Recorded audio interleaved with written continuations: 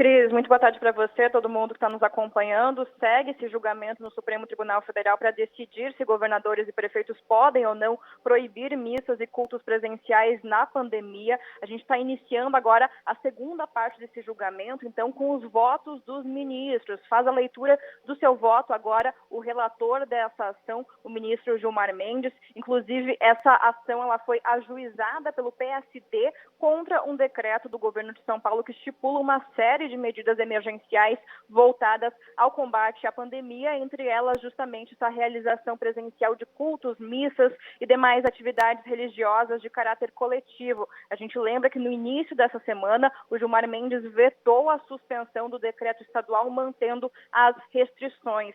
Nessa primeira parte dessa sessão de hoje, a gente teve as sustentações orais, inclusive de 7 entidades que quiseram participar desse debate, mas a gente vai destacar aqui a fala do advogado-geral da União, André Mendonça, ex-ministro da Justiça e Segurança Pública, que voltou, então, para a advocacia agora, voltando para a Advocacia-Geral da União nessa semana. Ele também é pastor evangélico e ele destacou nessa fala dele a importância da igreja aos cristãos e passou a citar, inclusive, trechos bíblicos, como, por exemplo, o Evangelho de Mateus.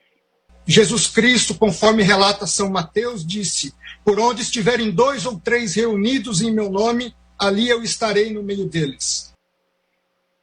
Segundo o Mendonça, a Constituição brasileira não compactua com o fechamento absoluto e a proibição das atividades religiosas e nem compactua com a discriminação das manifestações públicas de fé. O Mendonça, ele ainda afirmou que cristãos estão dispostos a morrer para garantir a liberdade de religião e de culto.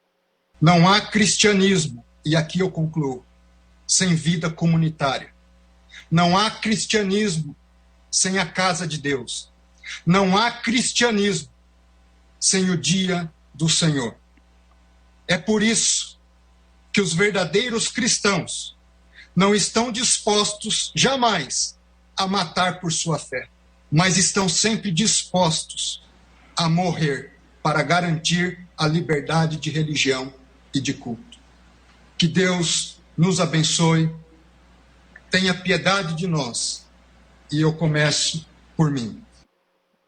A gente também teve, antes de Mendonça, ali, a fala de Rodrigo Menecute, que é procurador do Estado de São Paulo, que disse que sem vida não há liberdade religiosa. Ele afirmou que restrições não impedem liberdade religiosa e que é plenamente possível realização de cultos pelo rádio, televisão e internet. A gente também teve a fala do Procurador-Geral da República, Augusto Aras, que defendeu novamente, voltou a defender que todas as ações relacionadas a esse assunto de uma possível liberação de cultos e missas presenciais fiquem sob a relatoria do ministro Nunes Marques, que foi justamente ali esse embate que gerou essa confusão, essa divergência entre Nunes Marques e Gilmar Mendes, já que os dois têm opiniões diferentes em relação a isso. Então, a expectativa agora é essa, Cris, do início desses votos. Estamos acompanhando agora a leitura do voto do relator Gilmar Mendes. Em seguida, devemos ter o voto de Nunes Marques. Maravilha. Obrigado, viu, Natália Paz? Bom trabalho para você por aí. Até mais, pessoal. Boa tarde, Lana Canepa, tudo bem? Olá, Cris Panvec, ótima tarde para você, para o Cláudio Humberto, para todos os nossos ouvintes. Que pena, o Supremo Tribunal Federal tem que perder tempo com essa discussão. Já tinha uma decisão colocada da Suprema Corte de que tanto a União quanto estados e municípios têm autonomia para tomar essas decisões, porque são decisões regionais.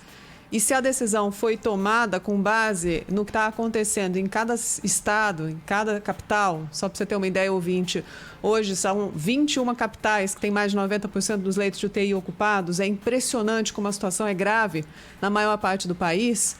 Se o gestor local toma uma decisão, isso não tinha que gerar um novo questionamento, uma nova tarde de julgamento no Supremo Tribunal Federal, com várias pessoas falando sobre o assunto.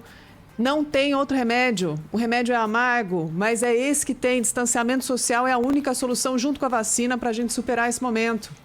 O Supremo Tribunal Federal não tinha que rediscutir uma questão que já estava colocada e que já era muito clara. Se a decisão for técnica, não for política, não tem por que rediscutir um assunto que já é cristalino. Infelizmente, não dá para abrir igrejas e espaços religiosos em cidades que têm mais de 80% de ocupação de leito de UTI.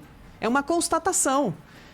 Ok, vamos para uma guerra de narrativa, perder uma tarde inteira de discussão no Supremo Tribunal Federal para chegar à conclusão de que não dá para fazer o que eles estão querendo fazer. É impossível. As pessoas têm que estar vivas para, inclusive, ter sua liberdade religiosa. É simples assim.